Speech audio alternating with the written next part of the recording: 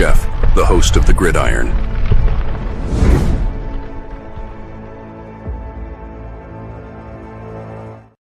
All right, welcome to the Gridiron, baby.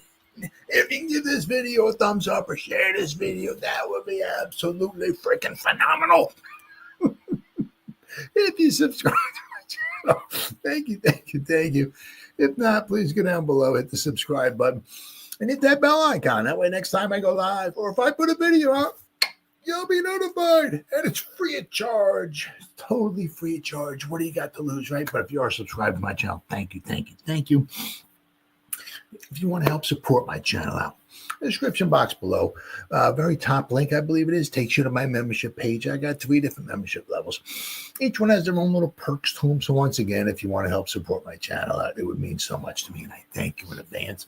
And then finally, also, just underneath that, there's another link. It takes you to my Facebook group. It's called the New York Giants, the Gridiron. It's my Facebook group. We have over 9,500 members in the group. It is doing simply marvelous, might I add.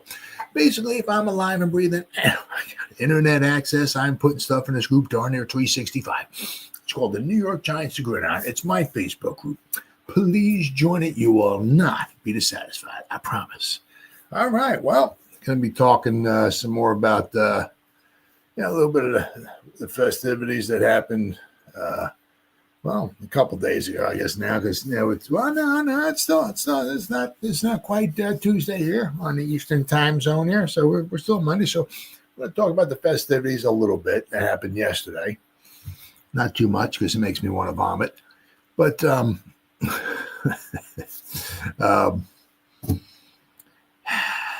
it just goes to show you, just one of the things, and it just starts us off here.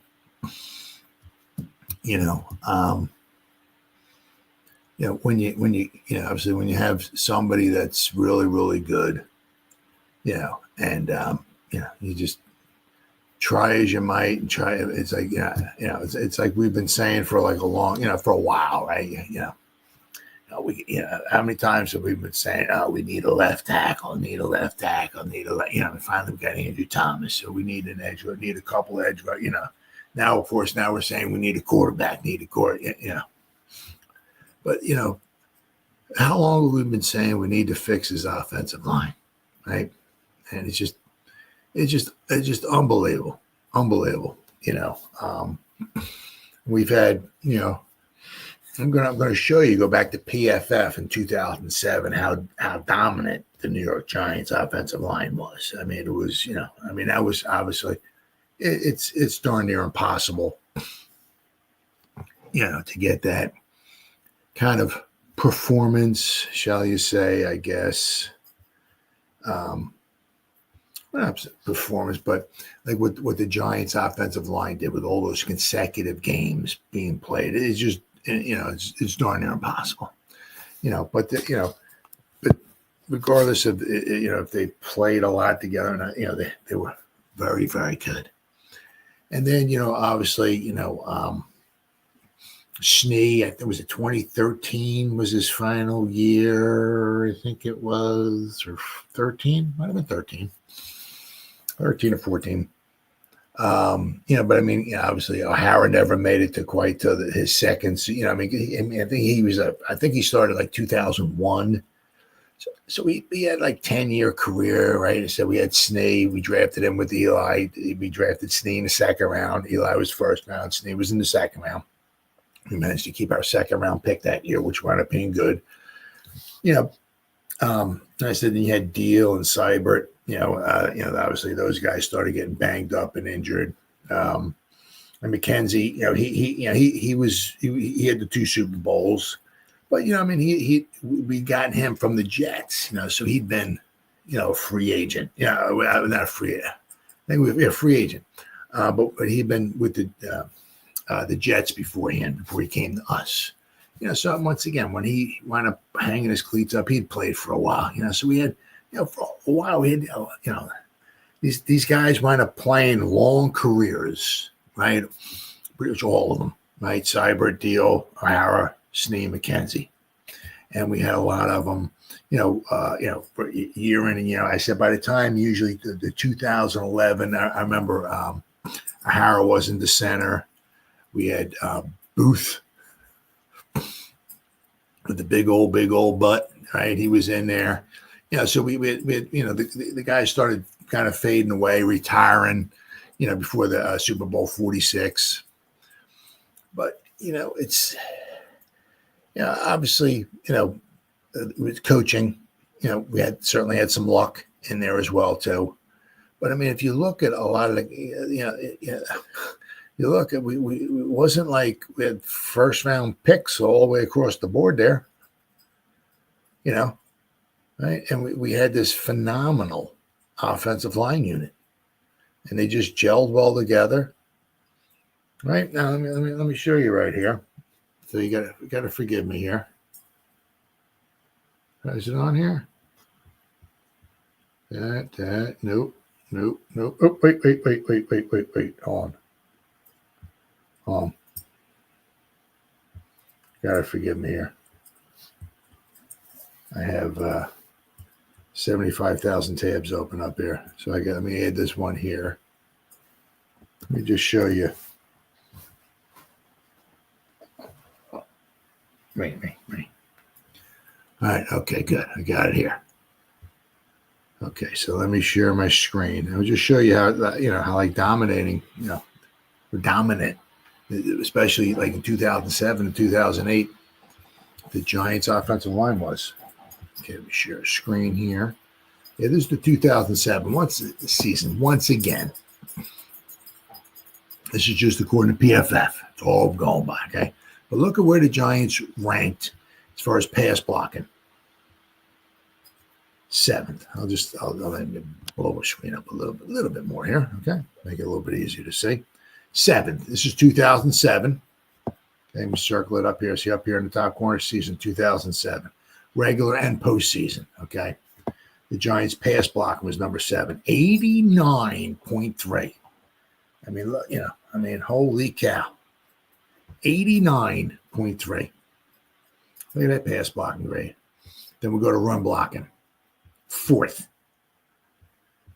89. So they're 89. Run blocking and pass blocking in 2007. 89 and 8 as a team. 89. Wow. Okay. So then we'll go to 2008. It was they fared very well. Obviously, the Giants were the best team in the NFL that year. Of course, then Plexico wound up, shooting himself in the leg, and everything went downhill after that. But this is the 2008 season, so we'll go pass blocking. Giants fell back to 11th, 79.1. All right, but still 11th, right? But run blocking. Giants were 6th, 93.4. 93. The run block was a 93, according to PFF, right? It was an 89, right, the year before. Well, this year in 2008, the run blocking was in 2008 was a 93.4 as a team. I mean, they had, some phenomenal, between Ward, right, Bradshaw, and Jacobs.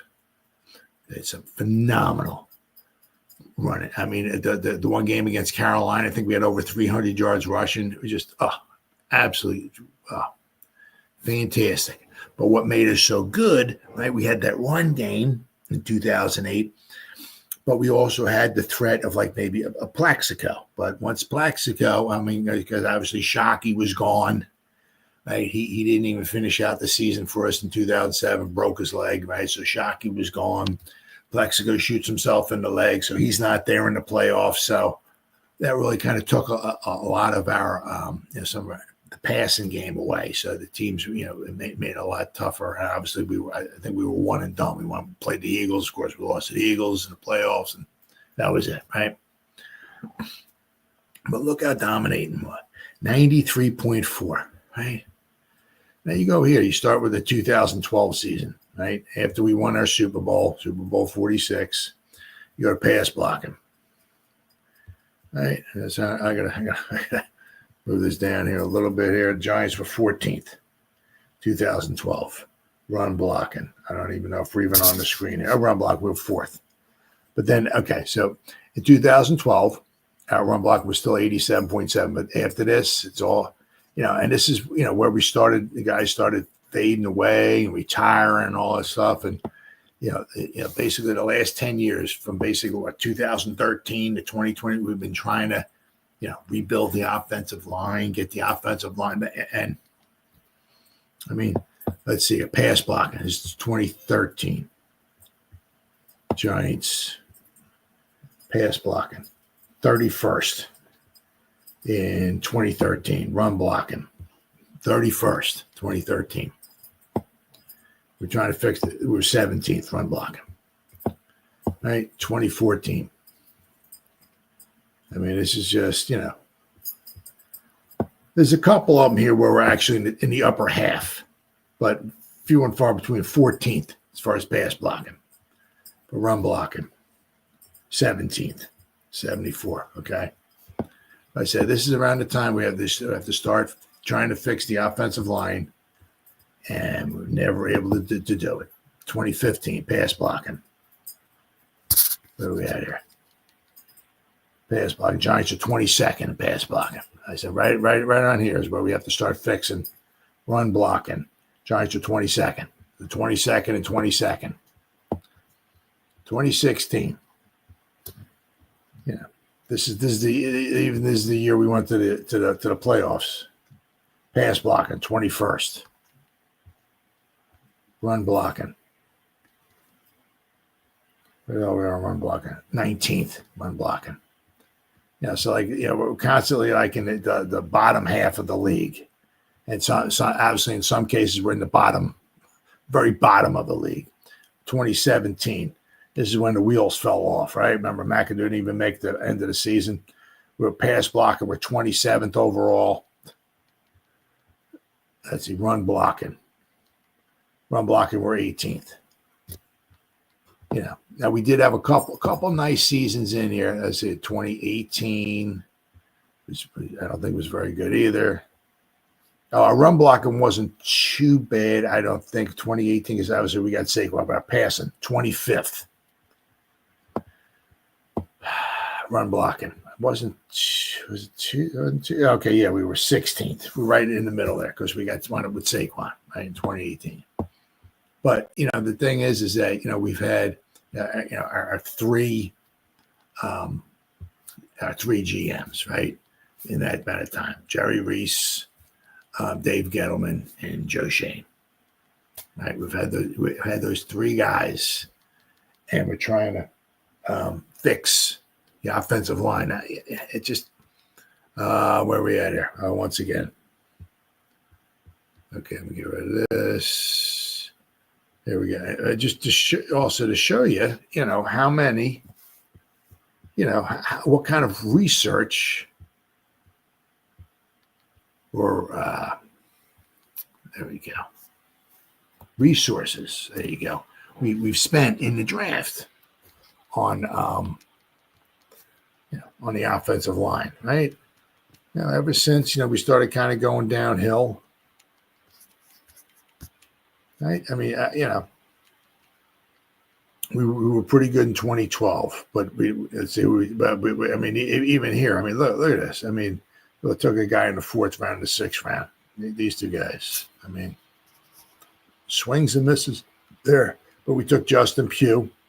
Right? He was around for us a little while. But once again, he didn't fix the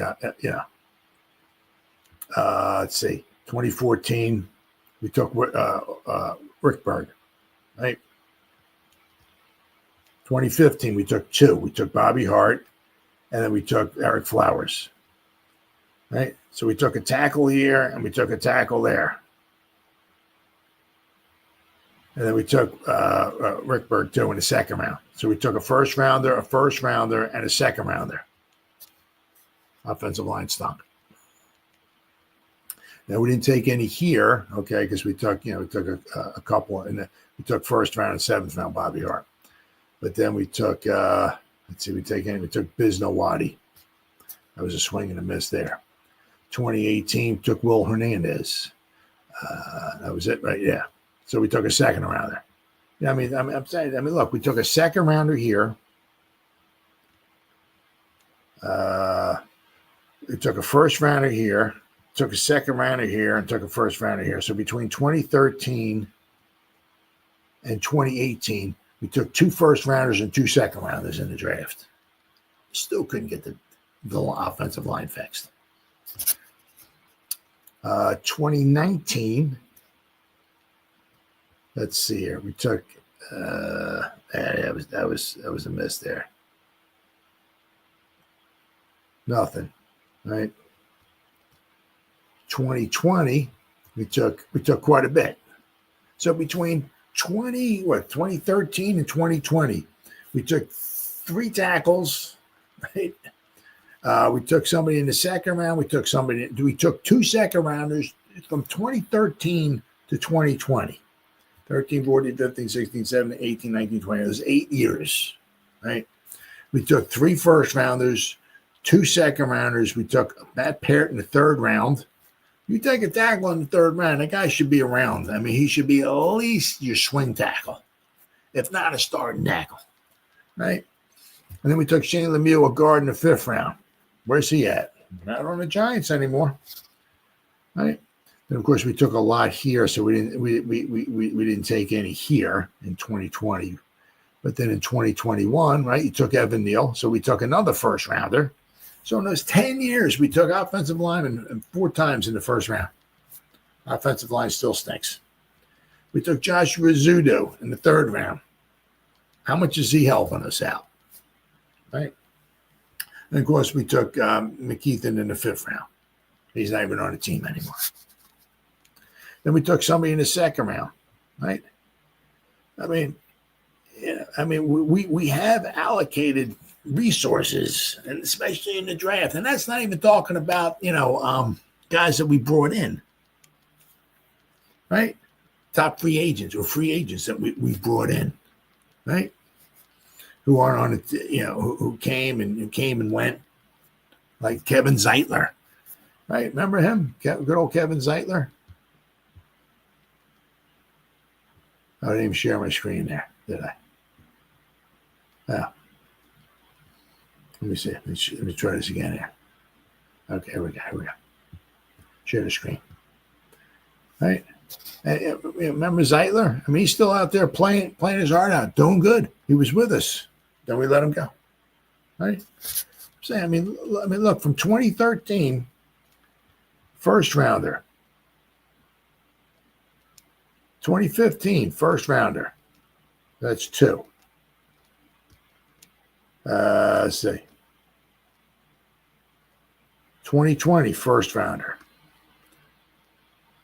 2022, first rounder. So we took, in 10 seasons, we took an offensive lineman 4 times in the first round.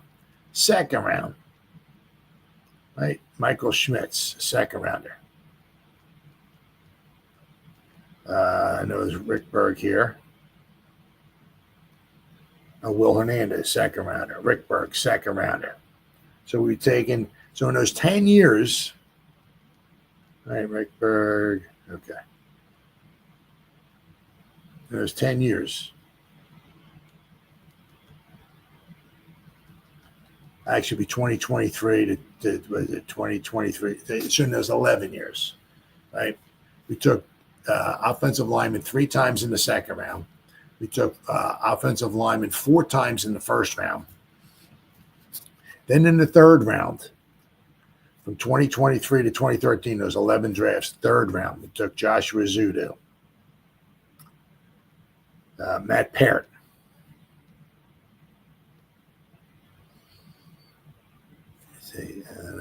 Dakar, nope. Bill Hunter, Davis Webb, nope. Darian Thompson, nope. Second round. Third, I'm looking for third rounders here. Yeah. Right. So we've taken between first, second, and third round. We've taken almost 10 offensive linemen in the first 3 rounds of the draft.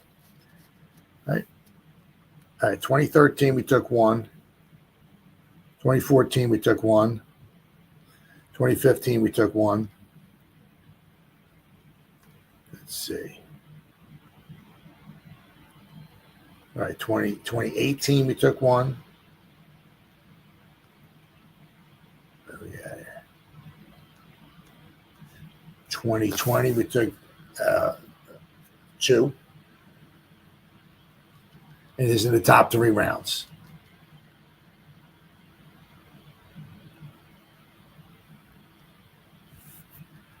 (2022) we took 1, 2, and then 2023 we took another one, Michael Schmitz.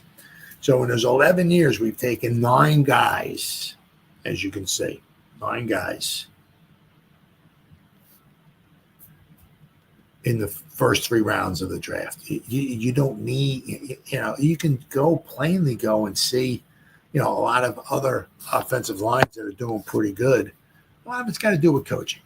And the guys got to stay healthy and all that. I get it. But, from 2013 to 2023, there's 11 drafts. We've taken 9 guys on the offensive line the first 3 rounds. And we still haven't gotten it fixed. That's why I pointed out, because we've had 3 different GMs, and not one of them could get the offensive line fixed.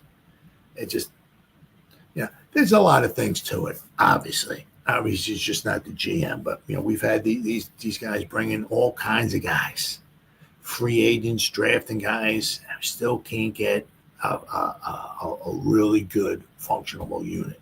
It's simply amazing. A lot of it does also have, we had like when Judge was here, he brought Colombo in, and then Judge and Colombo had a brawl. Then we had like 3 different. I think we had. Then we had the Googe in here. Remember the Googe, right? Guglielmo. He finished up the 2020 season. He finished up, and Colombo started, and the Judge, they got into a fight, and then the Googe came in. I think the next season in 2020, we might have had Rob Sale in here. He was here for 1 year. Then we came somebody else. Then we had Bobby,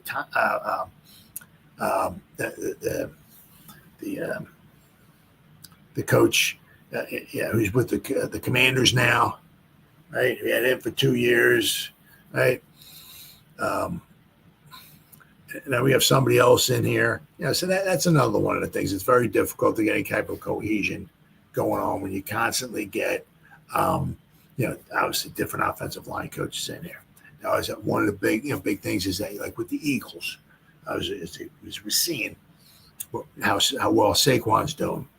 They've had Jeff I think Stoutland, I believe his name is, who's been there since, I think, 2013. He's been their offensive line coach, for like 11 seasons now, 11, 12 seasons now, the same offensive line. But he does a phenomenal job, right? The Giants, we just seem to, Carmen Vasilla's in there now, right? Hopefully he'll be there for at least, for at least next year, if not longer.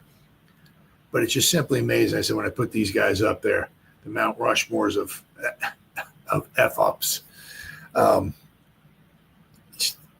GMs, all trying. Not one of them has fixed the offensive line. It's simply amazing. I like every year, the same, a lot of the same teams have the same up there. Every year. And every year we're in the bottom, at the bottom, every year. And I said, and it goes to show you, right?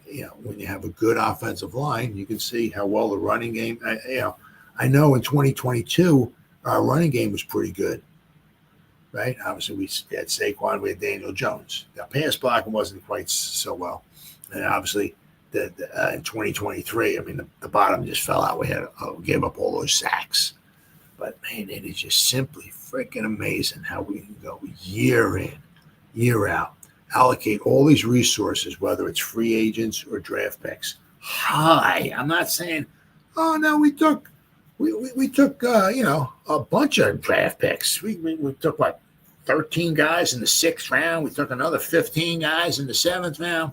We put in 38 undrafted free agents. Why isn't the offensive? No, we've taken, as I said, from 2023. This is just the first 3 rounds from 2023 to 2013. There's 11 drafts there. We've taken 9 guys on the offensive line in the first 3 rounds. 3 rounds. 4 in the first round, right? 9 guys in the first 3 rounds of the draft. And the offensive line is still. I mean, we're taking Evan Neal. We're still. I don't know. Yeah. To me, it seems obvious you put the dude in the guard, but I don't know. They're holding it. I don't know. I'll have to wait and see if they actually do want to put him in the guard. But I mean, like a Zudu, it's like we drafted him. You draft somebody in the 3rd round, an offensive lineman, you got visions of putting that guy in there and, making him, big time contributor, right? Especially a guard in the 3rd round. That dude can be a really good player. Nope, not for the Giants. We got Evan Neal, pick number 7 in the draft. Right. Wow. I said we keep bringing a lot of these free agents in, and one reason or the other, we can't get this offensive line fixed. Absolutely freaking amazing. But you said, you saw, I didn't see it because I didn't watch the game, but I kind of heard, right? You got a good offensive line there. You got a good, a good running back. You can see how well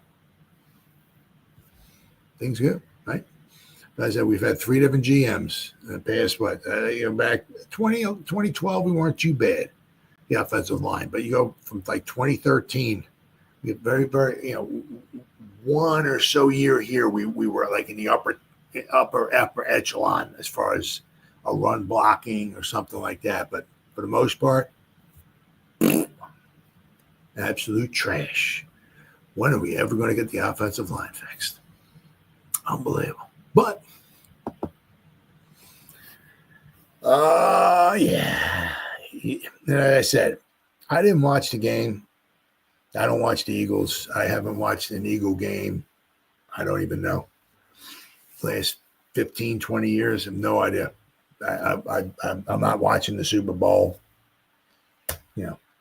If my life depended upon it, I'm not watching the Super Bowl. I'm not watching the Chiefs. I'm sorry. I'm not watching the Kansas City Refs play the void year Eagles. I mean, the only reason why they can afford Saquon Barkley is because they bring in, and I don't agree with it. All they're doing is bringing in all these good. The reason why they have a very good roster because they're bringing in these players. And they're putting all these void years on the end of their contracts. So, so basically when their contract's up, they still owe money. I don't like that. Don't like that at all. Right. To me, right. What should be is that, you can use a void years maybe on one player or something like that. Like maybe a quarterback. I can get it because, their salaries are just going astronomical. I mean, I said within 10, 15 years, you're going to have the first $100 million a year guy, guaranteed. But what I don't like is what the Eagles are doing. And that's the only reason why they're in the Super Bowl. They have such a good team, right? Well, 2 things. They have good coaching, but they did some good draft and all that. But one, they're very lucky because they don't have a lot of injuries. The Lions are totally decimated by injuries on defense. One of the big reasons why they couldn't stop the Commanders. They're totally decimated, right? The Eagles are relatively healthy. But 2, the Eagles put all these void years on.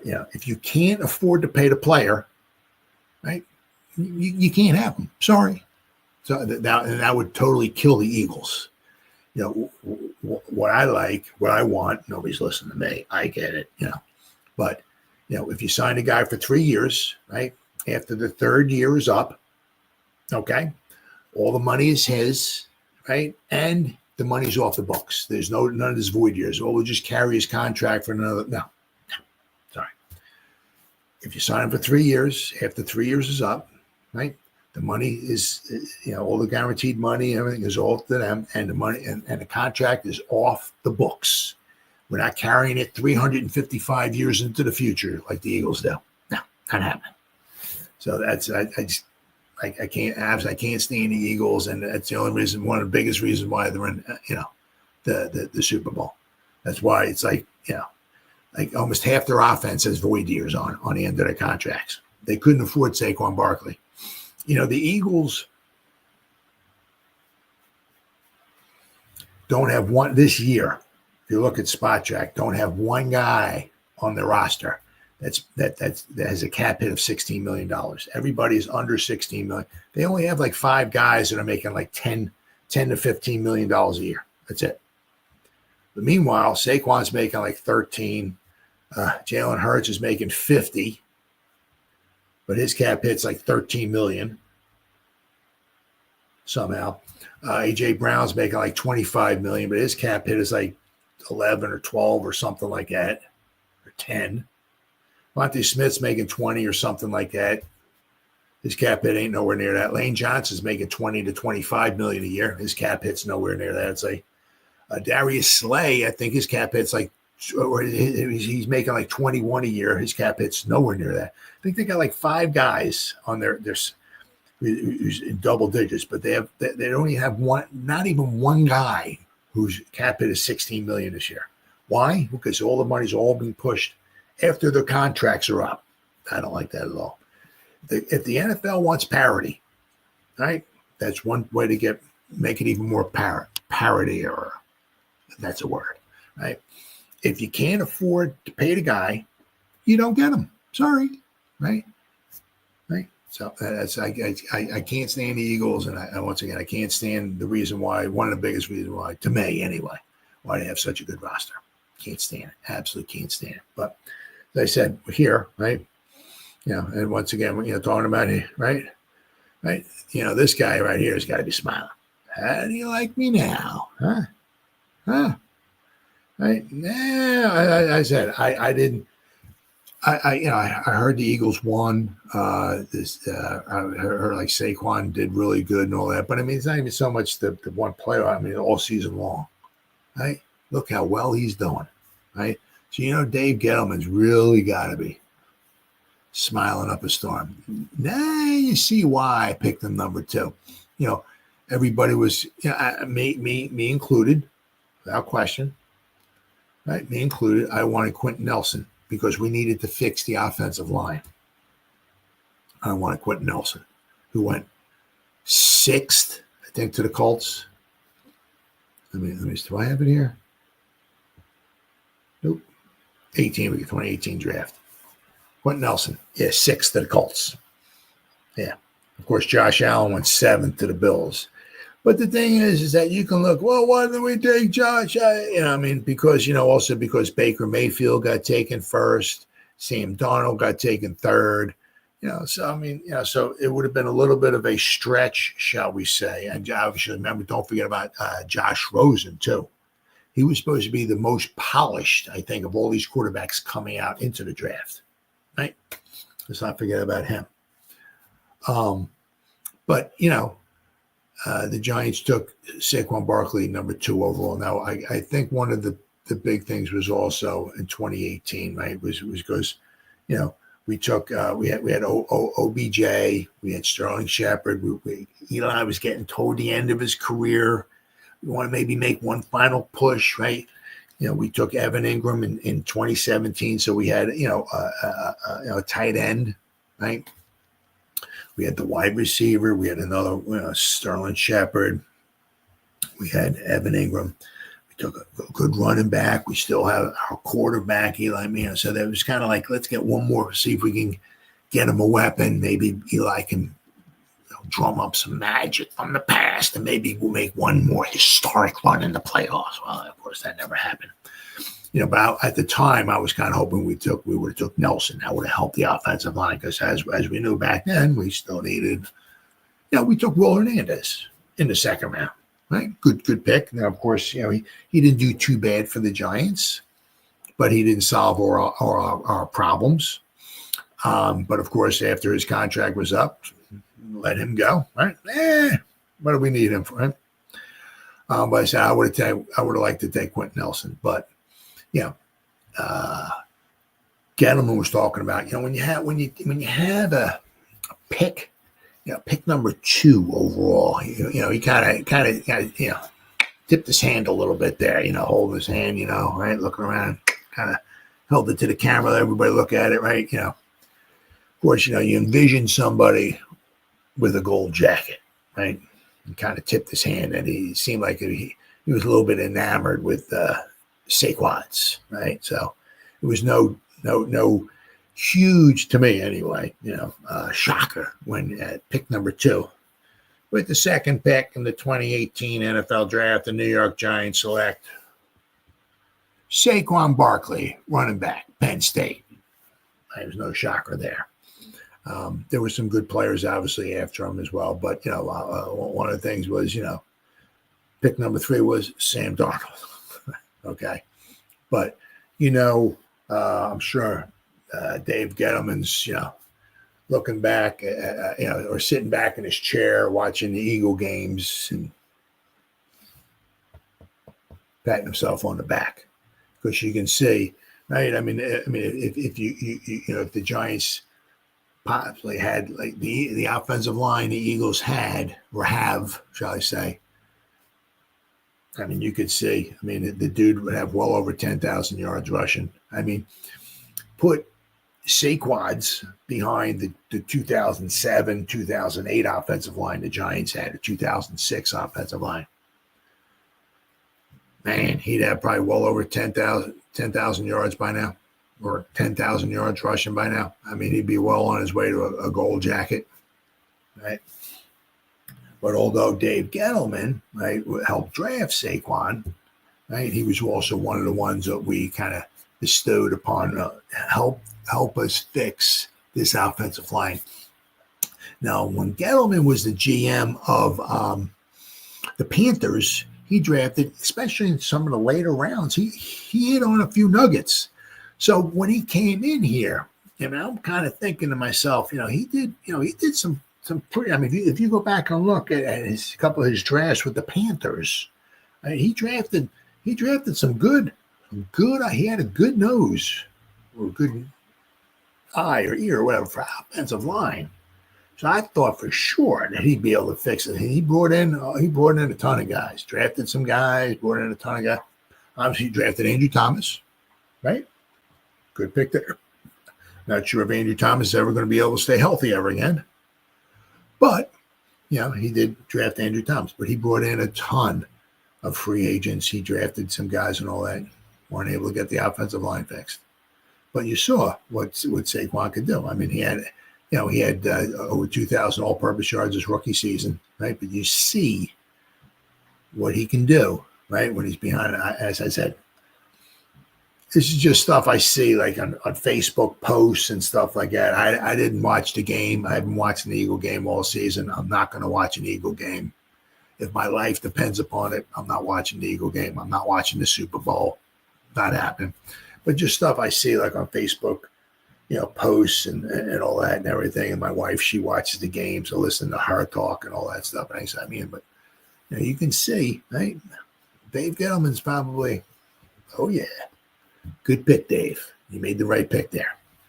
But just saying, also Dave Gettleman was one of the guys on that Mount Rushmore I showed earlier that had a chance, right, to fix the offensive line. He just wasn't able to do it.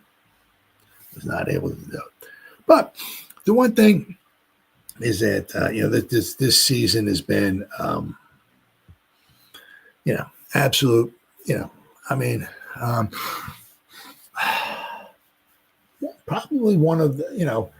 There were other bad seasons and all of that, but this one, it's just like with what's going on there with Saquon, and you know what? If he went to the Saints. And everybody was making fun of the Giants for letting him go to the Saints and all that. That would still hurt. That would be a good kick right square dab in the cojones, right? But going to the Eagles, I mean, wow. That it's just, and it just, we're one of the worst teams in football. The Eagles are now apparently the best. They might even win the Super Bowl and all that. And it's all because of us with Saquon. It's unbelievable. Absolutely unbelievable. The Eagles don't have a phenomenal passing game. Right? It's all because of Saquon. And, I mean, they have a good defense too. Don't yeah, right. But if it wasn't for Saquon, would they be in the Super Bowl? I don't know. So, I mean, this season is just absolutely just been quite possibly the absolute worst, most embarrassing, biggest freaking nightmare season ever. Right? As far as I can remember, we've had some bad seasons and all that, but I mean, this is one. This is like this is bad and embarrassing because the one guy you didn't want to pay a top dollar for, right? To keep your best player, you didn't want to keep your best player. You holding out for a couple $1 million or so. I mean, and the thing is that he offered, I think, 3 years, $12 million a year, $25 million guaranteed. Yeah, but that is $25 million guaranteed, but that was like a 3-year deal. Yeah, so I mean, it's not. Yeah, it's like so you want to get away on the cheap. I mean, well, what if you would offer him guaranteed $1 more million a year for the 3, right? That would have gave him $28 million guaranteed. Would that have been such a heartbreak? I mean, yeah. But and of course we didn't know about that until we saw it on Hard Knocks, right? So you saw the embarrassment of Hard Knocks, the embarrassment of we're the worst team in football, didn't want to pay our best player. Then of course he goes to to me the worst rival of all because I'm down here in South Jersey. I'm about 25 minutes, depending on how fast you drive and all that, from the Walt Whitman Bridge, which once you hit Walt Whitman Bridge, on the other side of the Walt Whitman Bridge is South Philadelphia. That's where the Eagles play. So I'm about 25 minutes. It takes about another 5 minutes to get over the bridge, a couple minutes, but it depends upon how fast you drive. So literally, I'm about a half an hour away from South Philly, right about where the Eagles play, and I'm in square smack dab Eagle country down here. I can't stand it. Absolutely can't stand it. So to me, this is the biggest rival. I mean, the Cowboys are right there too. But to me, because I'm in Eagle country, right? This is the worst, and the thing make it even worse, right? Is that as unbelievable of a season he's having, and he's going to help them win the Super Bowl, right? And then the biggest kick in the corners, right, is and it's going to wind up happening. It's going to happen, right? Is that there's going to be 800 million Eagle fans at the parade, right? And they're all going to be all drunk, and half of them be eating horse poop because that's apparently that's what they do. Anytime they win a Super Bowl or something like that, the horses, the police on horses walk around and the horses poop, and for some reason the drunk scumbag Eagle fans pick the poop up and eat it. Don't know why, but that just goes to show you what kind of scumbags they really are. But anyway. The biggest thing, it's going to just be and I'm not watching the parade. I'm not listening to the parade, whatever, but it's going to happen. It's going to happen. The Saquon's going to go, right? And they're going to hand him the microphone, and they're going to give him the trophy and all of that. And everybody's going to be freaking out, right? Saquon, Saquon, Saquon. And Saquon's going to talk and talk and talk. And of course, he's going to give his little jab in there to the Giants, and he's going to hold the trophy up. Right, and he's going to say, "Thank you, New York Giants," and the fans are going to freaking go freaking bananas. Thank you, New York Giants. I know he's going to hold it out there. Thank you, Mr. Mara. Thank you, Joe Schoen, for not signing me. Holding the trophy up, and everybody's out there. 800 million green. Eagle scumbags out there all doing the tush push, banging each other in the ass, right? Sucking each other off, all going freaking bananas as Saquon's out there holding up the Super Bowl trophy. Thank you, New York Giants, right? I know it's going to happen. As I said once again, I'm not going to see it. I'm not going to, it'll be on TV and all that and everything, but I know it's going to happen. And I just, the absolute total freaking nightmare season that this is absolute the worst season that I've ever, most embarrassing, right? And finally it'll be over. So I think the Super Bowl is the 9th. Well, after the Eagles win the Super Bowl, I think the parade is either that Monday or Tuesday. So by the 11th or 12th, this nightmare season will be over, right? So hopefully we can move on. But yeah, I know that's going to happen. It's going to happen. He's going to make it once again. He's going to, I always get a little dig in at the Giants, right?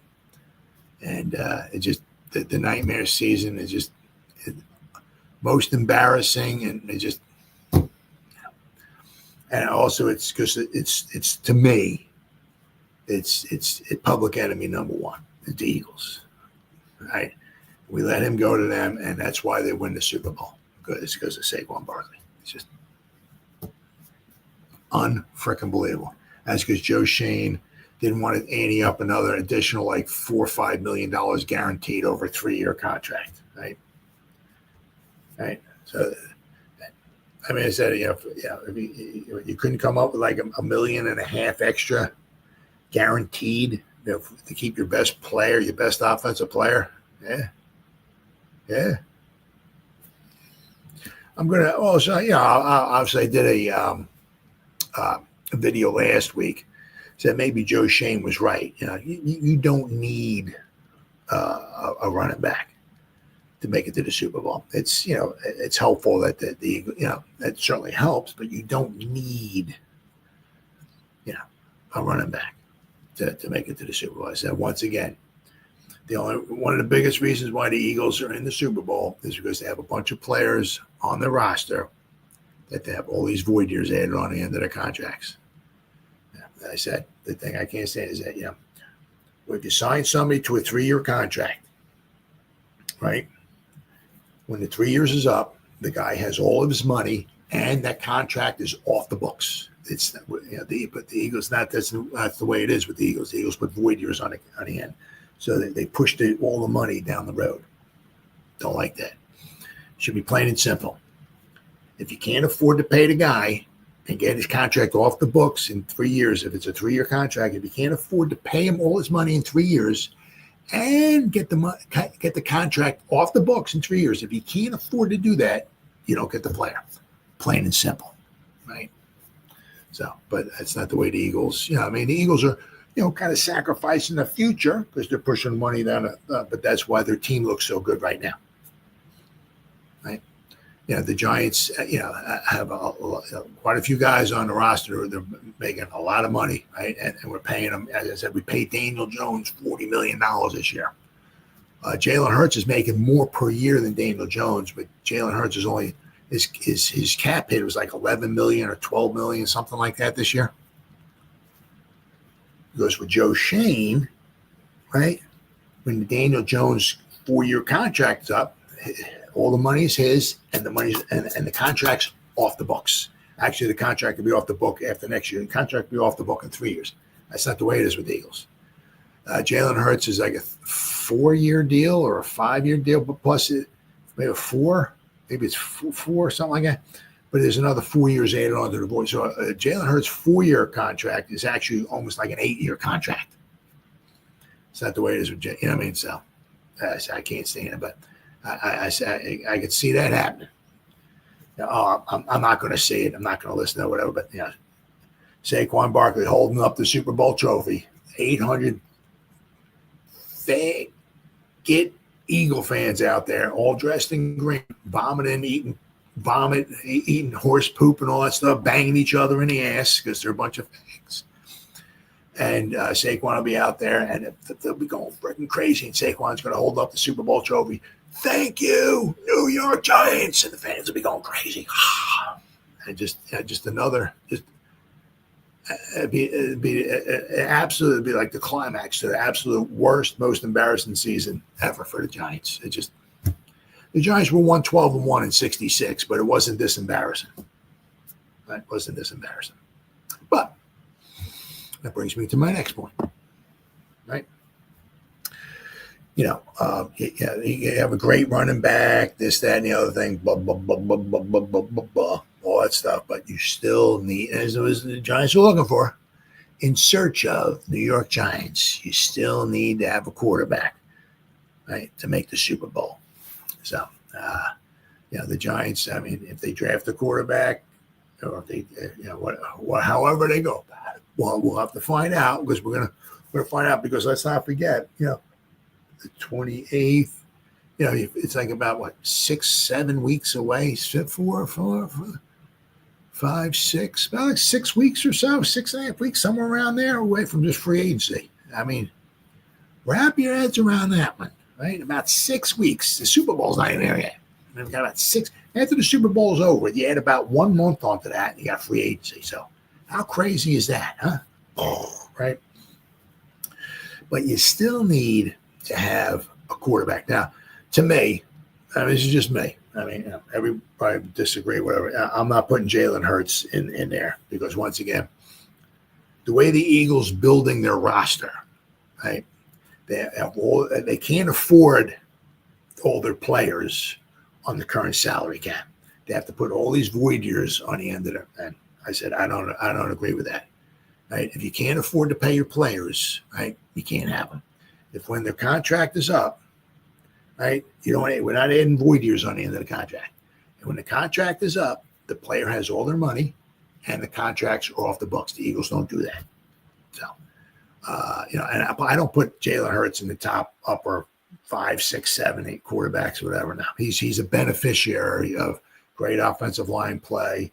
Saquon Barkley, 2 number 1 wide receivers. But once again, the reason why they can afford 2 number 1 wide receivers, pay Jalen Hurts $50+ million a year, pay Saquon 13 a year, whatever. Pay Lane Johnson, their right tackle, 20 to 25 million. The reason why is because they put all these void years on there. So, Jalen Hurts is just a beneficiary. That's I don't even include him in this thing, right? Because the Eagles. Anyway, you still need a quarterback now. Out of the first 34, I think it was first 34 Super Bowls. There was only 4 Super Bowls out of 34, okay, where there wasn't a Hall of Fame quarterback as a starter. Only 4.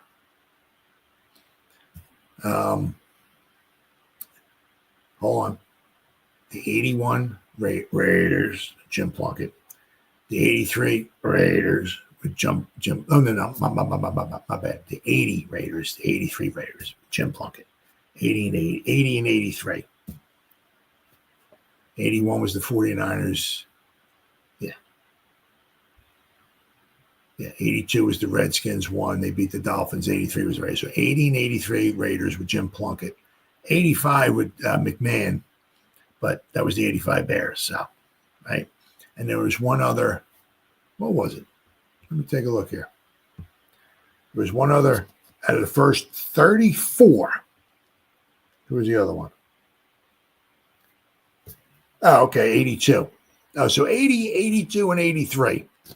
82, you had Joe Theismann and David Woodley of the Dolphins. Okay. But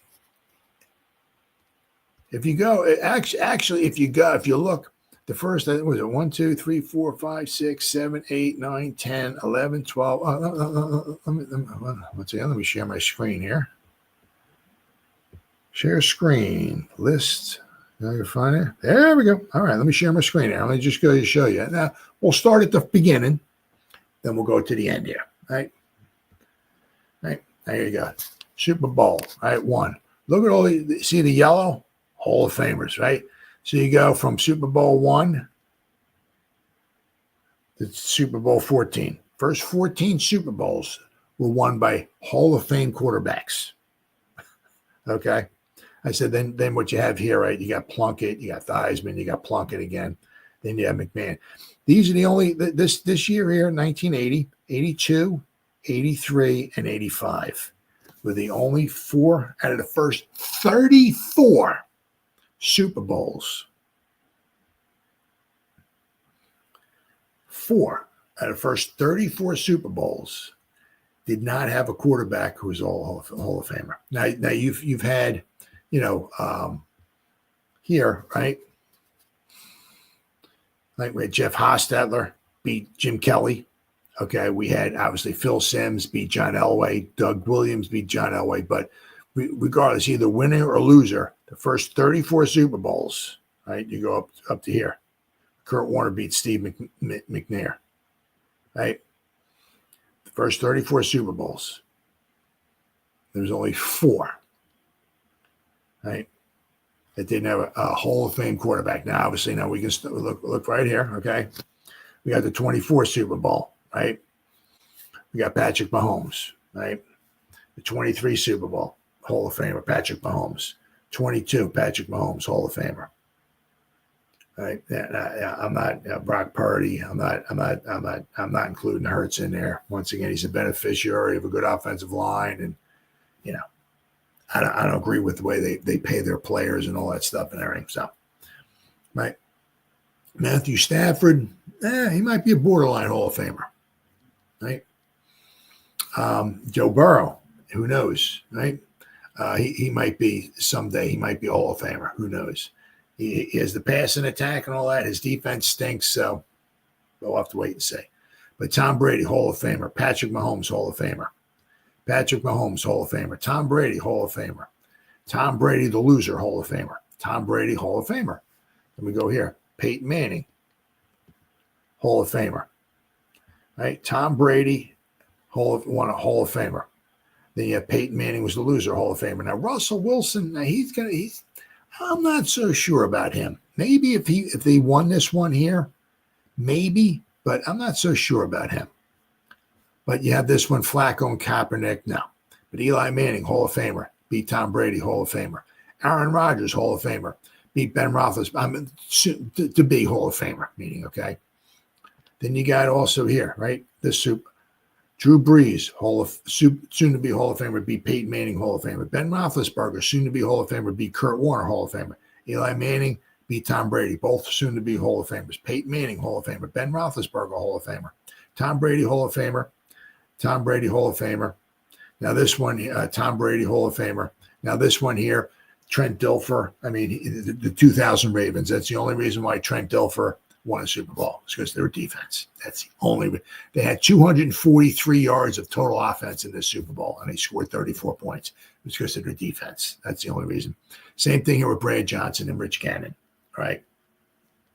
Brad Johnson with the Buccaneers. The 2002 Buccaneers were phenomenal defense. Fantastic defense.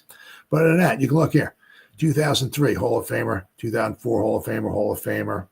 Hall of Famer. Hall of Famer. Hall of Famer. Hall of Famer, Hall of Famer. So you had what, 1? 2012. Peyton Manning, Hall of Famer. Peyton Manning, Hall of Famer, Hall of Famer. Hall of Famer, Hall of Famer. And these are up questionnaires. So basically, since what did I say, 2000? Or since 2001, right? 2001.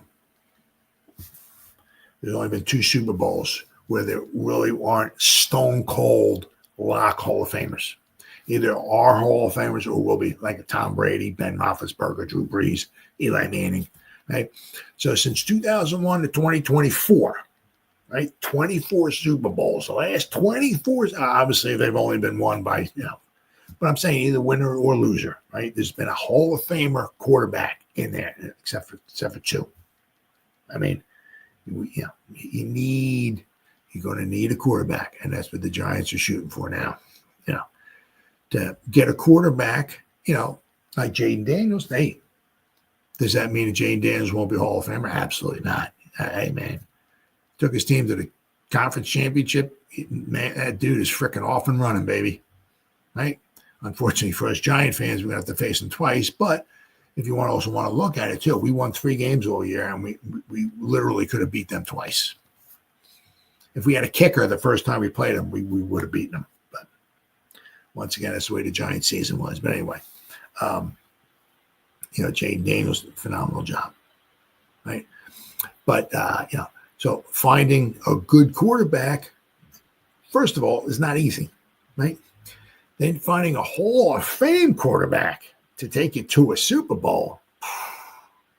How hard is that? I mean, I said, we can take Shedeur Sanders. We can take Cam Ward. We can take Jalen Milroe. You don't know. I mean, all you can do, is give them the evidence presented to you and make your best assumption or best, evaluation. I mean, with Shane and Dable and all that, as far as drafting somebody. But, right, if they're stick and put at number 3, they might have to, they might want Shedeur, but Shedeur might go number 2, and the Giants might have to take Cam Ward at number 3. Who knows, right? But just because you take, does not mean, I mean, if this would be another video for another day, going back over all of the past, whatever, 10, 15, 20 drafts, looking at all the quarterbacks taken in the first round and see how many did well and how many did not. You'll find out that most did not. If you go first round quarterbacks, I mean, obviously you can get some hidden gems in the second round, third round, fourth round, fifth round, right? But that is very few and far between, right? So the Giants, to find a good quarterback is going to be difficult. You get a good quarterback who's going to turn into a Hall of Famer, obviously, is even more difficult. So the Giants, so we can find all these bells and whistles and all this stuff and everything, but the bottom line of it, we got to get ourselves a quarterback. So that's it's going to be very interesting. Very interesting. Do we try to get a bridge quarterback and then we draft one? Or do we just get like a little Drew Lock kind of guy and we draft one and we start Drew Lock for the first couple games and then we throw our drafted quarterback in? No. Every year with the Giants is always interesting. Last year was the Saquon Barkley. What's happened with Saquon? What's going to go on with Saquon? Well, we found out. Right, we got really, really embarrassed. But so this year is what are we going to do in the quarterback position, right? So we'll find out in about 6.5 weeks or so, as far as for free agency. So that'll let you know if the Giants are going to go boom, heavy with a bridge quarterback, and then we'll have to wait another like 6 weeks or so after that for the draft. So we'll have to wait and see, but. We got, in 3 months we'll know, right? As far as a bridge quarterback and drafting a quarterback, we'll find out. All right, then we got. This was kind of interesting. I seen this here. Let's see here. Hold on.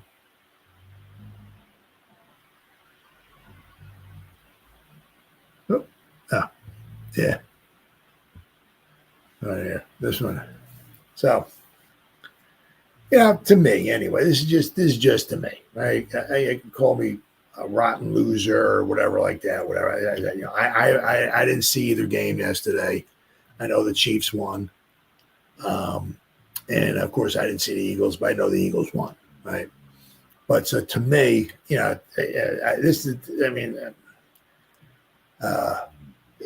I'm sure a lot of people wanted to see maybe the Lions get in there, the Bills get in there, the Commanders get in there.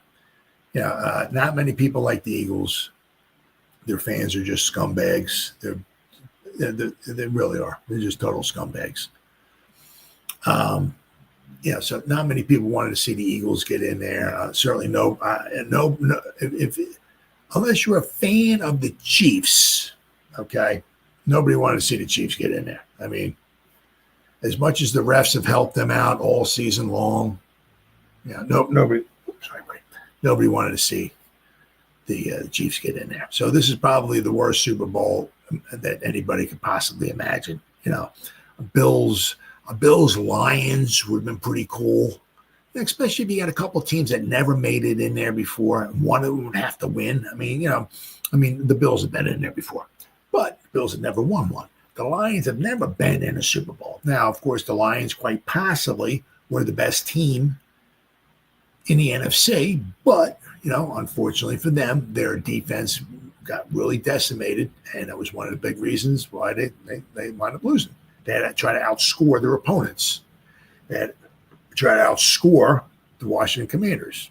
They had a bunch of turnovers, were very costly, and they couldn't put up the 35 or 40 points to outscore the Commanders, right? But their defense was just totally decimated. But I'm sure a lot of people were pulling for Campbell. A lot of people were pulling for the Lions, to get into the Super Bowl. And so a lot of people were pulling for the Bills. A lot of people are just sick, and it's the same thing with Tom Brady.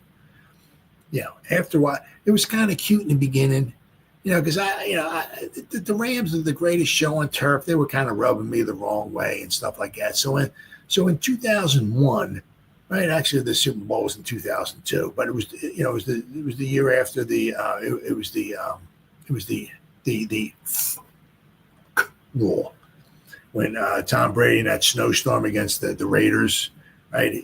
He went for the pass and he pulled it back in and he didn't quite tuck it away and then he fumbled it. Right, so it wasn't a fumble. It was like an incomplete pass or something. No, out of here. It was a fumble. Raiders recovered it, but of course, once again.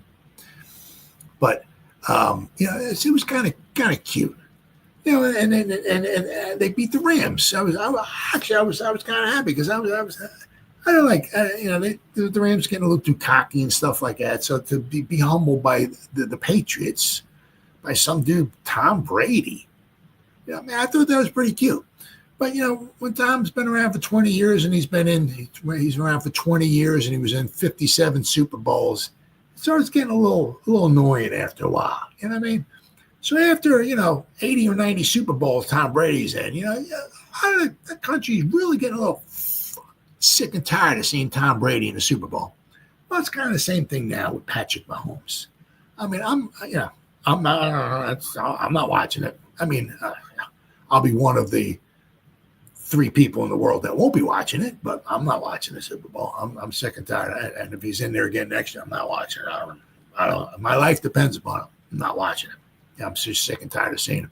Plus, also with the refs helping him out and stuff, I can't stand it. But I mean, to me, this is like the absolute worst of the absolute worst. Possible Super Bowl matchups. It's just nobody likes Philadelphia except for the Eagle fans. So there's a small demographic of people, in the Pennsylvania, whatever, and in South Jersey, that like the Eagles. Right, who'll be watching and vote for them, but some people be pulling like Brandon Jacobs said he was going to be pulling for the Eagles, so I guess maybe it was an NFC East. I don't think he'd be pulling for the Cowboys. He didn't like the Cowboys, but maybe it's an NFC East thing. Maybe he's pulling for the Eagles because of Saquon. I don't know. I didn't read the article, but I do know that Brandon Jacobs is actually pulling for the Eagles. So I mean, there'd be some people out there, NFC East fans pulling for the Eagles, right? I mean, we're the only division, right, that has every team, 4 teams, has won a Super Bowl. The NFC East has won more Super Bowls than any, right? Cowboys got 5, Giants got 4, 1,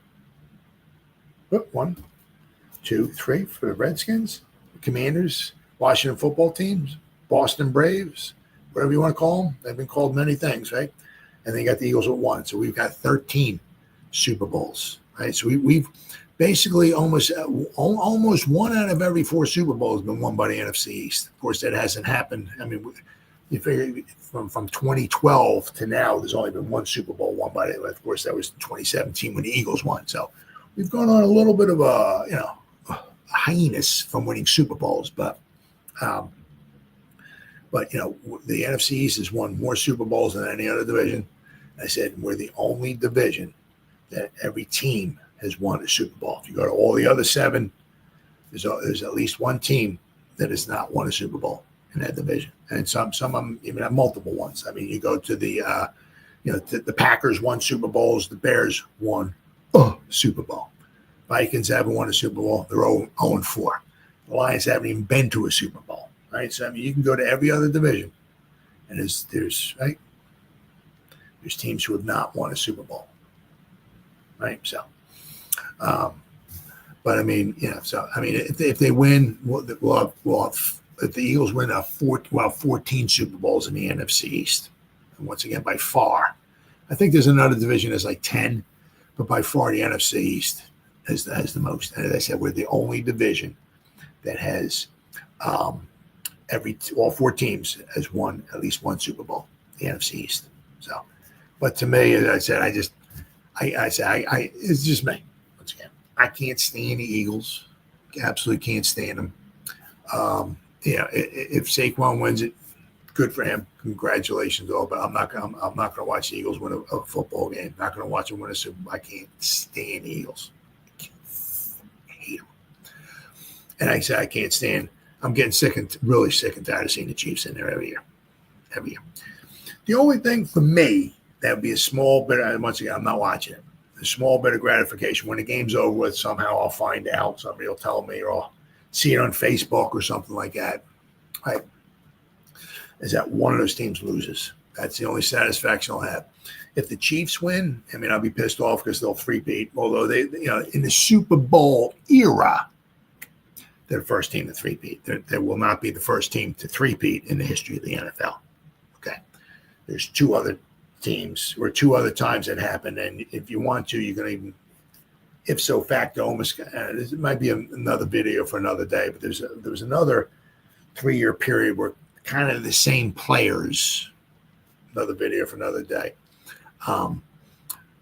Three-peated. So once again, another video for another day. But if the Chiefs win, in the Super Bowl era, they'll be the first team to three-peat. Yeah, but they're not the first team to three-peat in the history of going back to 1920. Actually, 1920, 1921 was called the American Professional Football Association. 1922, it became the NFL.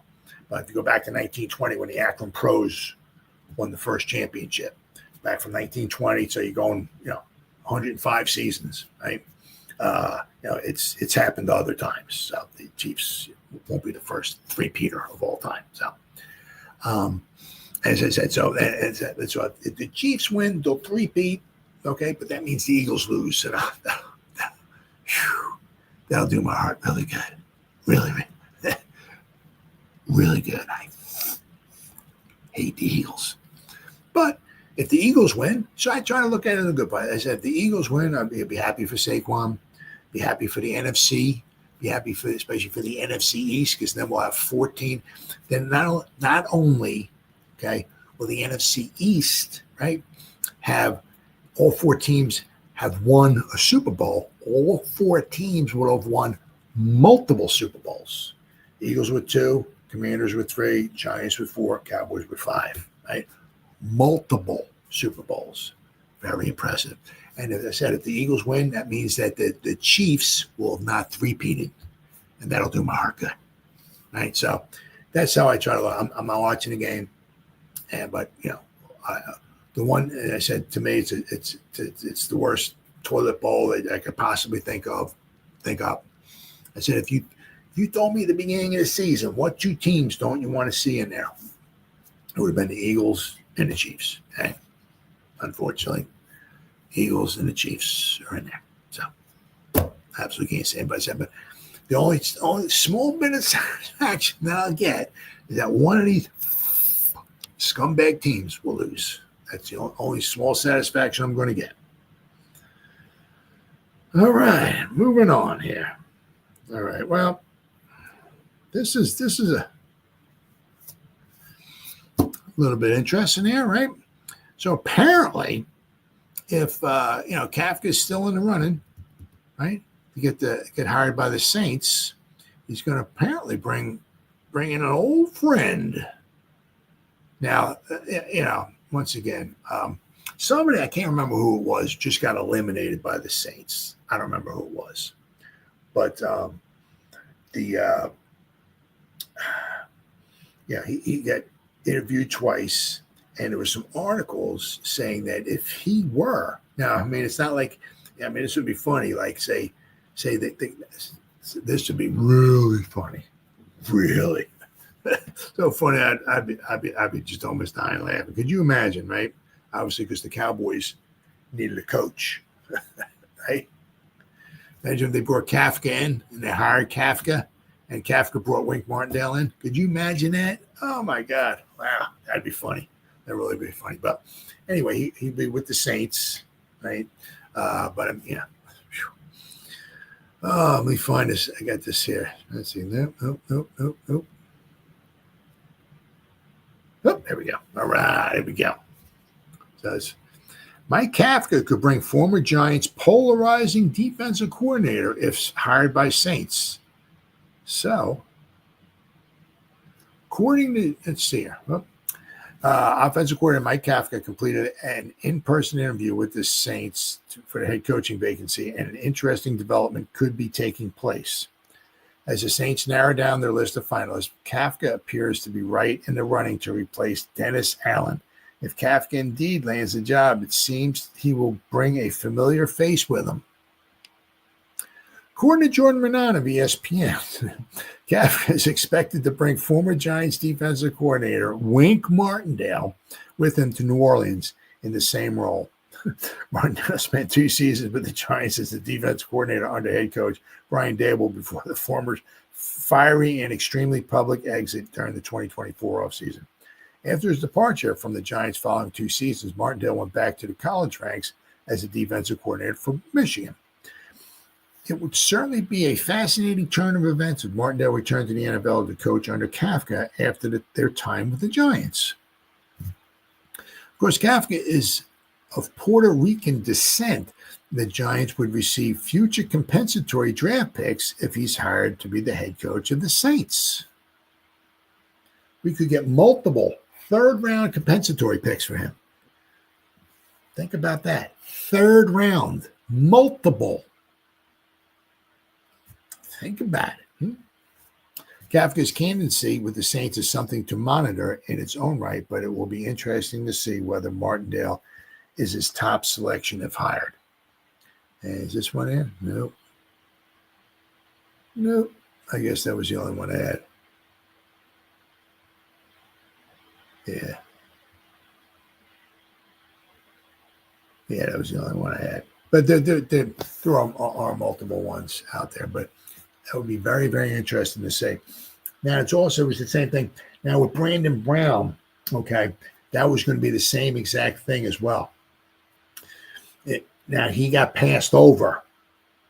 Okay, the Raiders didn't select him for their GM, but I really think because he came from the Eagles, he's spending time with Joe Schoen and Daboll from the Bills.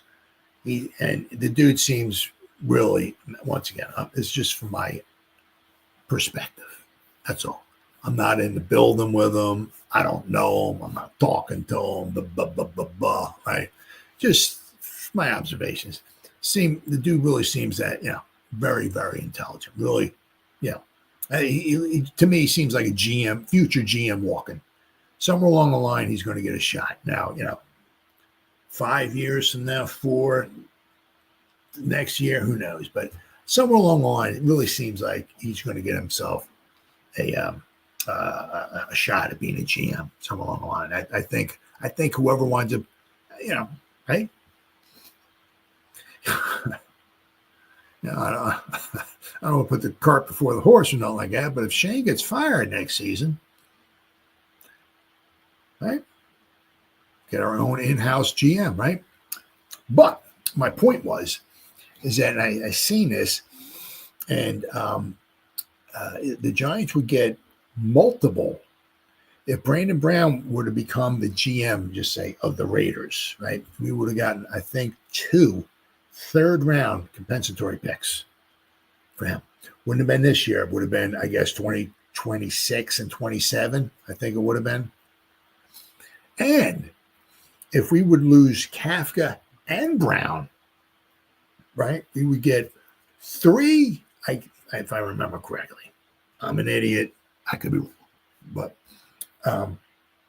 if we lost both those guys, just say this offseason, right? Say Brandon Brown went as the GM of the Raiders and Kafka head coach of the Saints.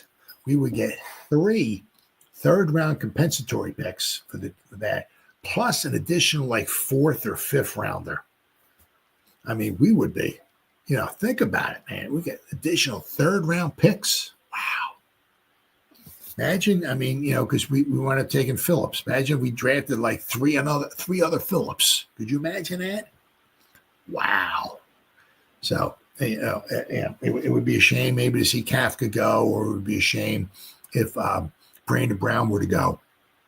But we would really reap the benefits of it because, I mean, those additional now obviously the compensatory, so there would be at the end of the third round, meaning they would be like pick one.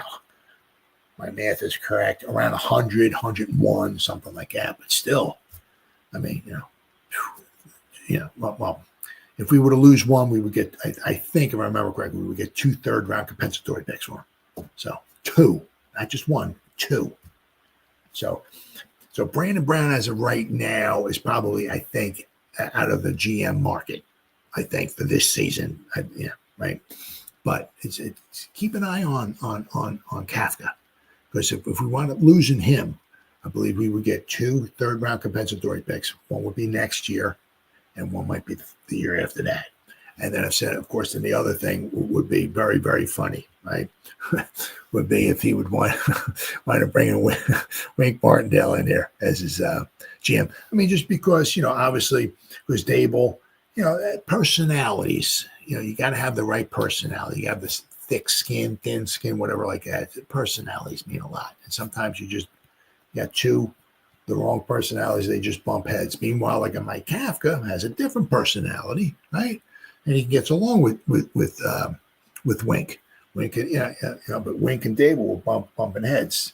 Wink and Kafka, they're not bump heads, right? So it'd be very, very interesting to see. Very, very interesting. That'd be really, really be funny especially because Wink made fun of the Giants. We were 2-7, I think it was. I don't remember who they were playing. But he was at like a news conference, press conference, whatever it was, being in Michigan this past past season. And I guess there was a game coming up or something like that. And then they said, I asked him, how do you like it here? And I said, I like it here. It's not bad. I think it's something. It could be worse. It could be at a place that's 2-7. You know what I mean? Something. Yeah. He took a jab at the Giants being so bad. I mean, it's really is unbelievable. It's just everybody. We're like literally the laughing stock of the NFL. Really, it's really a shame. But so the Giants have about $43 million in cap space. Now it's going to be interesting to see, because like if the Giants go out and say they go out and they get right, they go out and get themselves one big splash, right, of in free agency. Now I can't remember the guy's name because once again I'm a freaking idiot. But he's a guard from the Chiefs. He's going to cost about $20 million a year. I would love for us to get him, because he's a known commodity. He's 25 years old. Obviously, he's playing in the Super Bowl, right? But if you can get him, pay him, come in, the dude hardly gets hurt.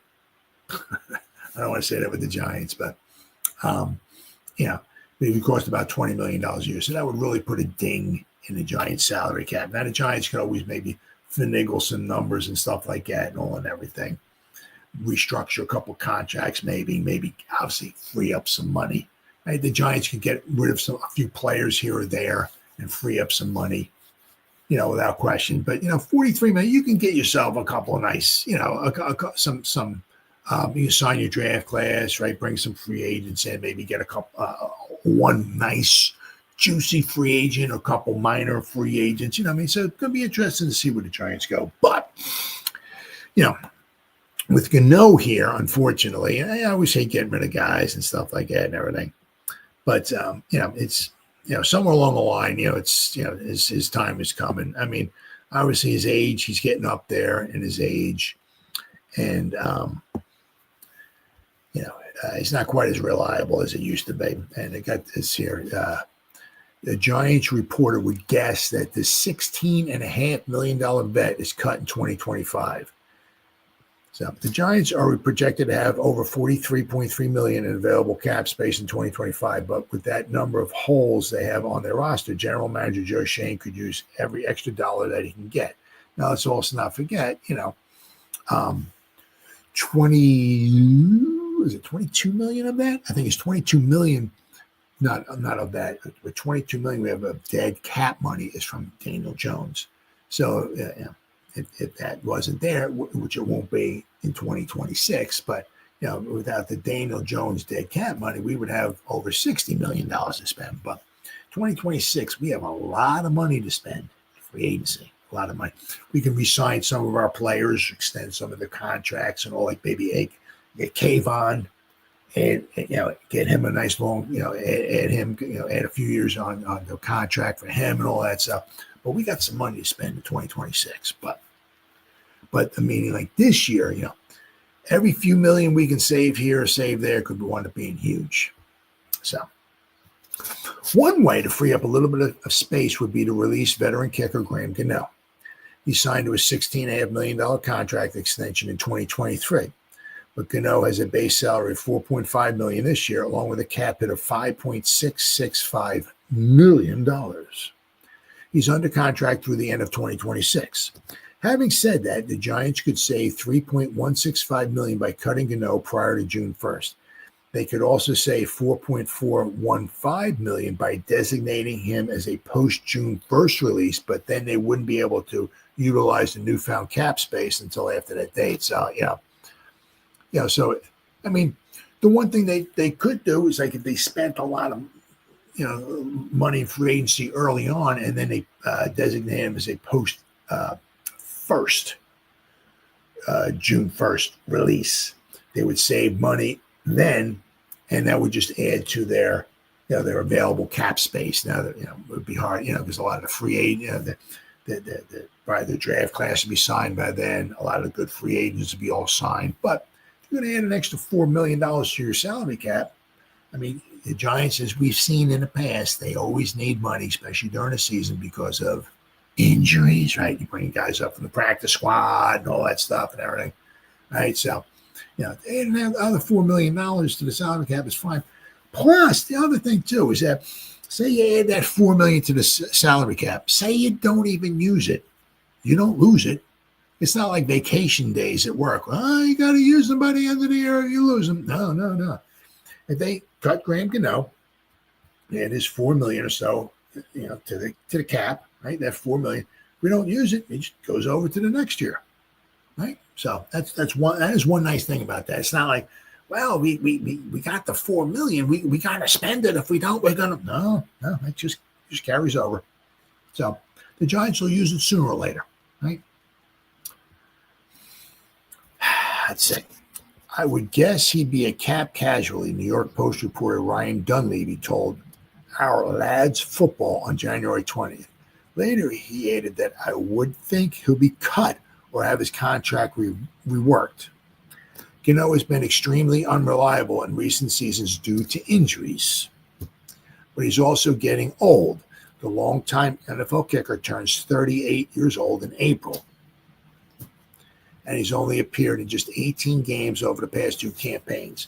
So basically, so we got 18, right?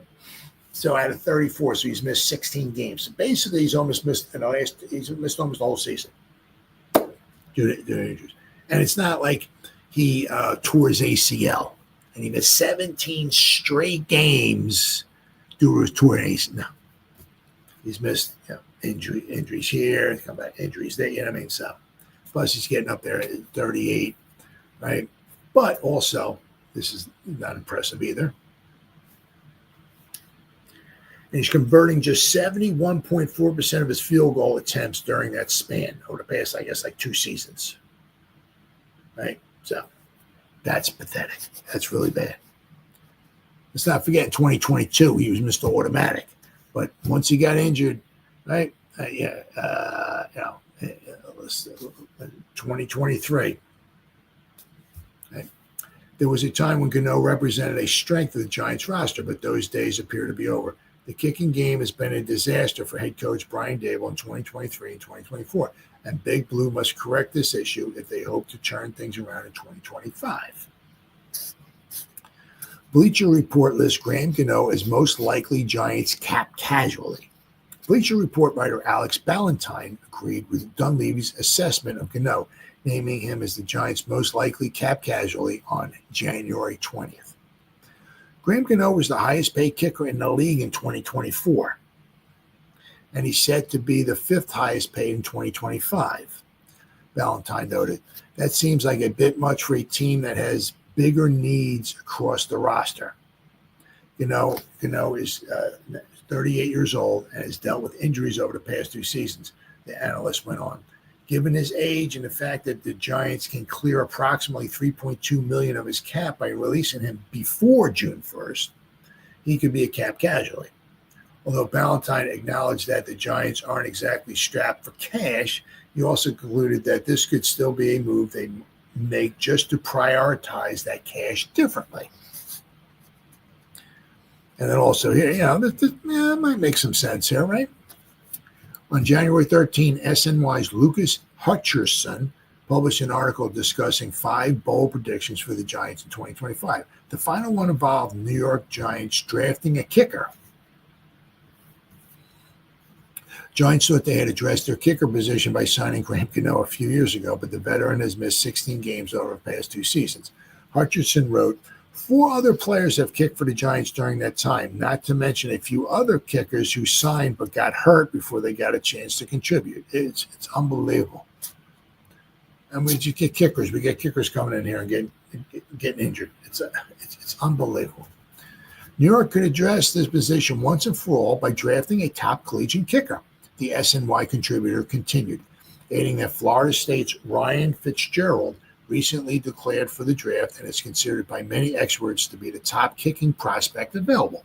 Well, I mean, they could draft one unless somebody drafts them in front of them before they get to them. But while it might cost New York a mid-round pick to land Fitzgerald, well, I mean, they got 2 fourth-round picks because we got a compensatory pick. So if you want to draft, it's might be a bit of a little bit odd or whatever, but you spend a 4th-round pick on a kicker.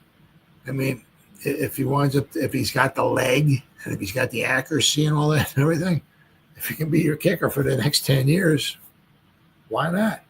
Right? So, I mean, that would be the one, think about it, especially if he has the leg, as Graham Gano's, his leg's not quite what it used to be, right?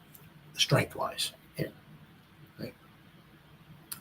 While it might cost a Giant first-round pick, it could be a worthwhile investment, especially if it eradicates a problem that has affected them for the past few seasons, Hutcherson concluded, and the pick prevents them from having to worry about this position again for several years.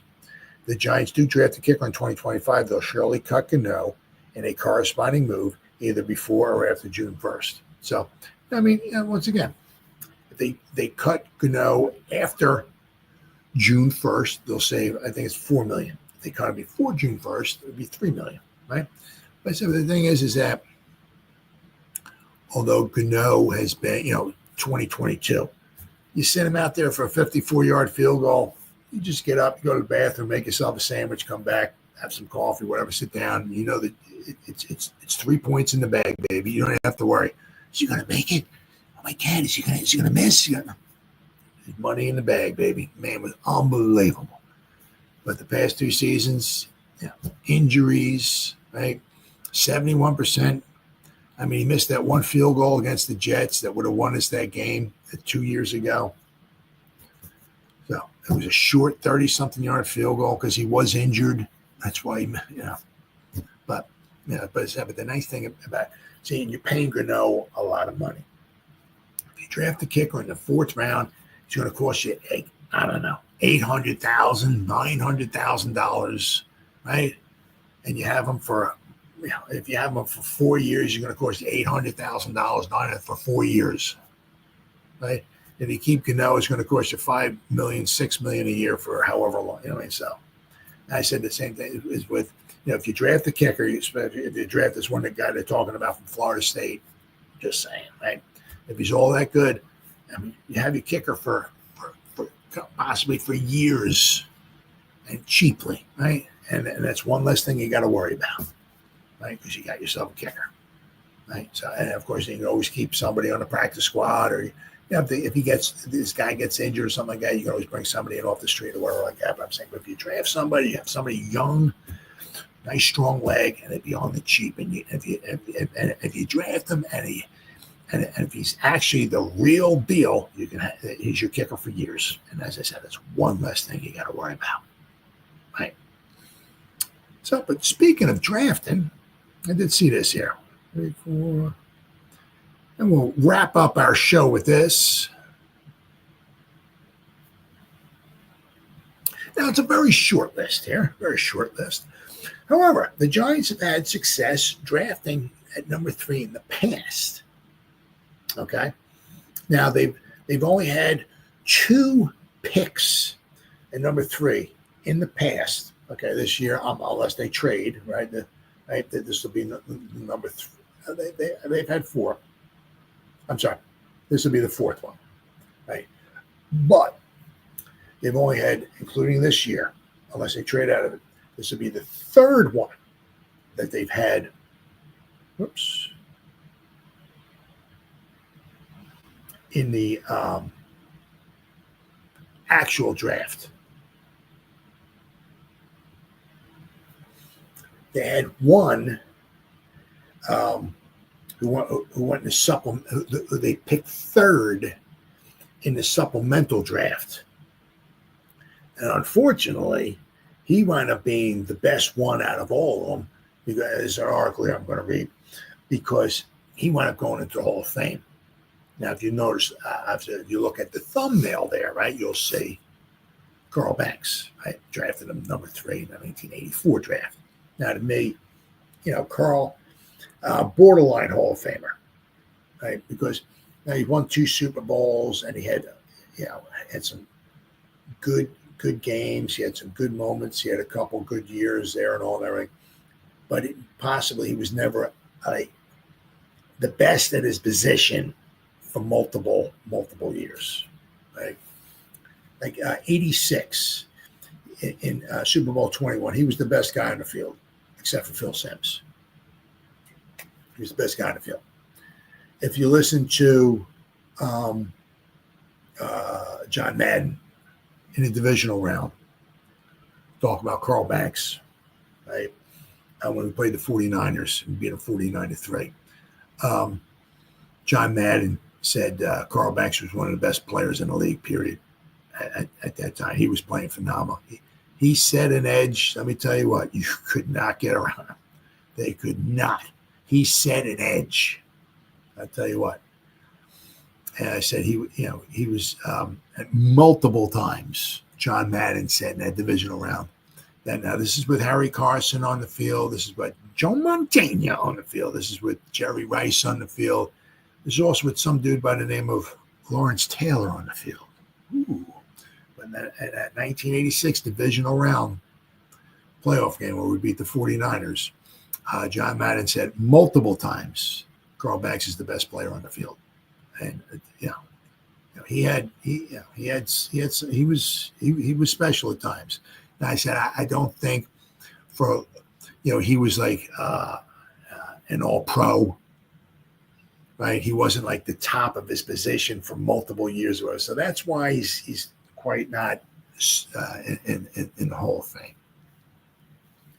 But he was really, really good, right? Then we drafted some guy, John Hicks, in the 1974 draft. He was good. Because back then the Giants' offensive line was horrible. We took him in the 74 draft at Ohio State. He was an Outland Trophy winner, and actually, interestingly, the Giants drafted 3 straight Outland Trophy winners. 72, we drafted Larry Jacobson. 73, we drafted Rich Glover. Both of those guys were from Nebraska. And we took John Hicks in 1974 from Ohio State. There were 3 straight Outland Trophy winners, meaning they were the best linemen in the country. Jacobson and Rich Glover were on the defensive side, while Hicks was on the offensive side. So we drafted John Hicks in 1974, and he only played 4 seasons for the Giants. Then we traded him, and unfortunately for him, fortunately for him, in In the beginning, it really was good for him because after 77, 78, we traded him to the Pittsburgh Steelers, who in 78 and 79 would go on and win the Super Bowl. So you thought things would be kind of hunky. I'm not exactly sure what happened or whatever, but we traded him to the Steelers. We got Jim Clack and some wide receiver. I can't remember what his name was, but Clack played for the Giants for a while, for a few years. So that wound up working out well for the Giants. But unfortunately for Hicks, I said he got traded to the Steelers, and in 78, 79, they won the Super Bowl. So he could actually got himself some hardware. But he never made their team, and he never played ever again. So unfortunately, he came out from Ohio State, had a great career in college. Woody Hayes, did him good. And he said he had 4 good seasons, 74, 5, 6, and 7 with the Giants. He was a good player. And he had a phenomenal. I think one of the things was I think he was injured and they wanted him to play and he didn't want to play or something along those lines, caused some type of an issue. But he had a great attitude. Like when the Giants when they won a football game. If you look, in 1976, when we finally beat the Redskins. We finally beat George Allen. The Redskins have beaten the Giants 11 times in a row. From 1971 to the first time we played them in 76. 11 times in a row, the Redskins beat the Giants. And I hated the Redskins back then because of that. We could never beat them. But we finally beat them 12-9 at Giants Stadium, brand new Giants Stadium, 1976. Well, at the end of the game, the Giants were on the field as the clock ran out, and John Hicks had his helmet off. He's just jumping up and down like a little freaking kid because we won a football game. You know what I mean? And this was his 3rd year in the league, jumping up and down because we won a football game. Right? He had that excitement and all that to him and everything. But unfortunately, he only played 4 years, and his career was over. But let's see here. Nope. I got a couple of, no, my bad. Nope, my Kafka. There we go. Yeah, short list, very short list of Giants we drafted at number 3. So in 1974 NFL draft, the Giants drafted offensive lineman John Hicks from Ohio State. Once again, I said he was an Outland Trophy winner. He was the best lineman in the country, and the Giants drafted him at number 3. Looking to upgrade their offensive line, the Giants selected offensive lineman John Hicks with their first round pick, right? Number 3 overall in the 1974 NFL draft. He started 14 games for the season and was 3rd in Offensive Rookie of the Year voting. Very impressive. It seemed like a match made in heaven for the Giants, but the union was short-lived. He only played from 74 to 77 with the Giants. 78, the Giants traded Hicks to the Steelers in exchange for offensive lineman Jim Clack and wide receiver Ernie, I'm going to say Poe, maybe Ernie Poe, wide receiver Ernie Poe, Pough. However, Hicks would never take another NFL snap. He never made the Steelers team, and he never played another snap. I don't know exactly why. But over his 4 seasons with the Giants, Hicks appeared in 52 games with 50 starts. In 2016, Hicks sadly passed away at the age of 65 due to complications from diabetes. But he'll always be one of my, he'll always have a soft spot in my heart anyway, because 74, when we drafted him, I was only 10 years old. That was when I started watching in 1970. So by the time 70, I'm 10 years old, and I'm excited. Hicks, he had a good, just from watching the old YouTube videos and all that, he was pretty good. He really helped the offensive line. Still did not fix the offensive line, but he helped. And it's just a shame he only played 4 seasons because he was very, very good in college. Very, very good in college. All right. Then, of course, right, the only other guy we've ever drafted in the actual NFL drafts, okay, number 3 was, of course, 10 years later, in 1984, Carl Banks from Michigan State. 10 years after selecting Hicks with the number 3 overall pick, the Giants found themselves back in the same spot. This time they called the name of Michigan State linebacker Carl Banks. Good pick. Banks spent 9 seasons with the Giants and quickly became an all-time franchise great. You're absolutely freaking right, brother.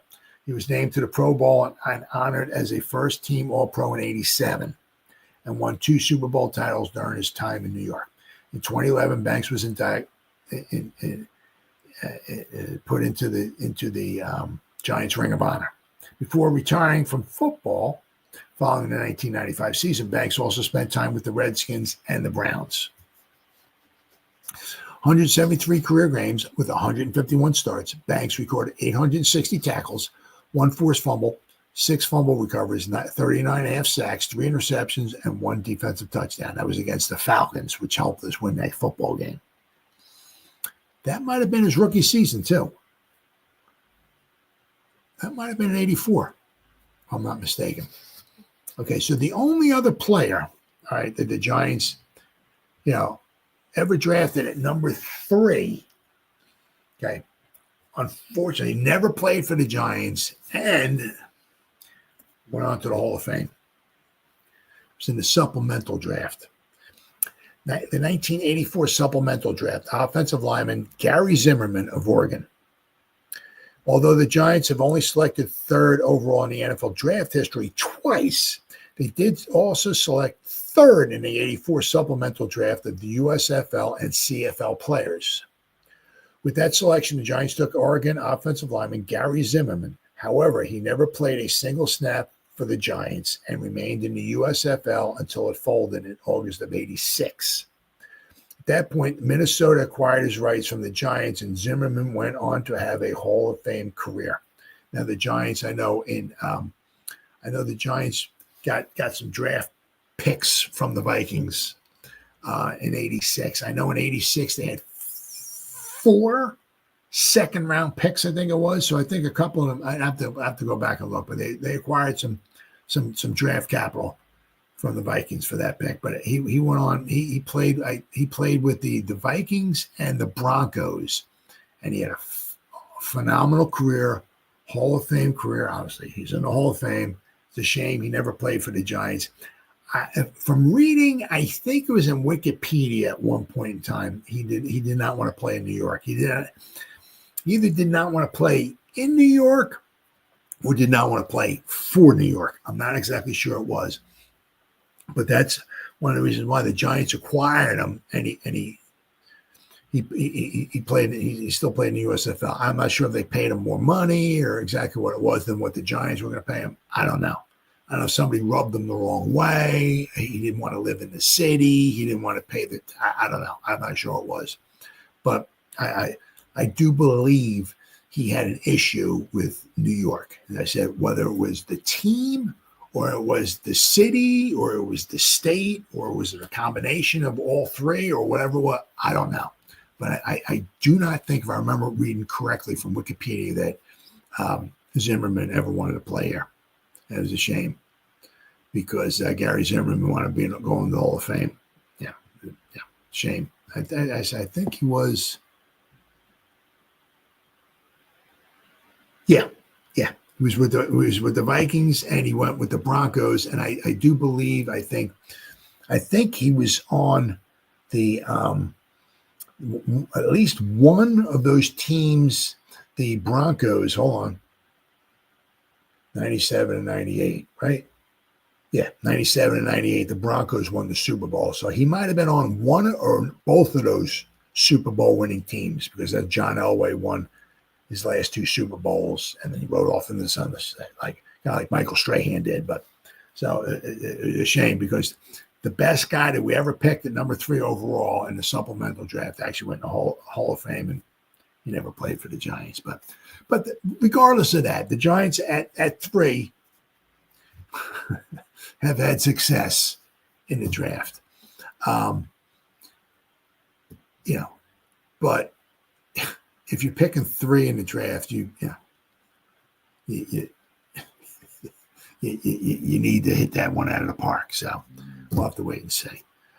All right, guys. Wow. It's been 1 hour and almost 50 minutes. Man, I love it. Whoever spent any time listening to me live, thank you.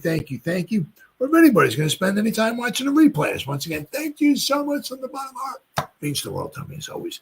As always, you guys stay safe out there and go Giants. Woo! Oh, yeah.